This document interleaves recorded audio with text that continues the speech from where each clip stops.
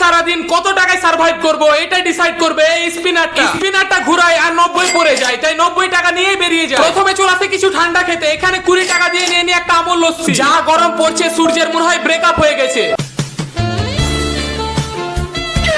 লস্যিটা খেতে খেতে গার্লফ্রেন্ডের কথা মনে পড়ে গেল, আমার না বন্ধুর গার্লফ্রেন্ডের কথা।